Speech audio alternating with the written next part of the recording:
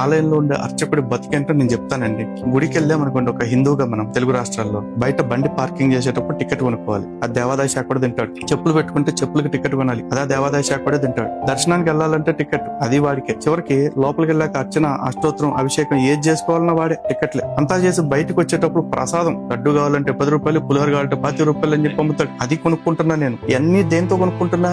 నా జేబులో ట్యాక్స్ కట్టేసిన డబ్బులతోటి ఈ దేశంలో అందరూ ఫ్రీగా అనుభవించే మత స్వేచ్ఛని నేను ఇన్ని చోట్ల డబ్బులు పెట్టి కొనుక్కుంటున్నా. అందరికీ మత స్వేచ్ఛ ఉంది, నా మత స్వేచ్ఛని నేను ఇన్ని రకాల డబ్బులు పెట్టి కొనుక్కుంటున్నా. ఇన్ని రకాల డబ్బులు పెట్టి కొనుక్కున్న నేను నా కోసం, నా క్షేమం కోసం, నా దేశ క్షేమం కోసం గొంతు చెంచుకుని గంట సేపు అష్టోత్తరం అభిషేకం చేసిన అర్చక స్వామికి నా జేబులో మిగిలిపోయిన నా సొంత డబ్బులు ఒక 100 రూపాయలు తీసి అర్చకుడి చేతిలోనో లేకపోతే ఆయన ముందున్న ప్లేట్ లోనో పెడతానంటే తాటి అంత అక్షరాలతో బోర్డు పెడతాడు, కానుకలన్నీ హుండీల్లోనే వెయ్యాలి, ప్లేట్ లో వెయ్యరాదు అని చెప్పేసి. ఇది అర్చకుడు బతుకు. నా కానుకలు, నా డబ్బులు నేను ప్లేట్ లో కాదు తీసుకెళ్లి అవసరం థియేటర్ వేసుకుంటా. అక్కడ హుండీలో వేయమంటావు, హుండీలో కాదు, నేను తీసుకెళ్లి చెత్త కుండీలు వేసుకుంటాను. నా డబ్బు, నువ్వెవరు నా డబ్బుని కంట్రోల్ చేయడానికి? నీకు కావాల్సినవన్నీ నేను కట్టేశాక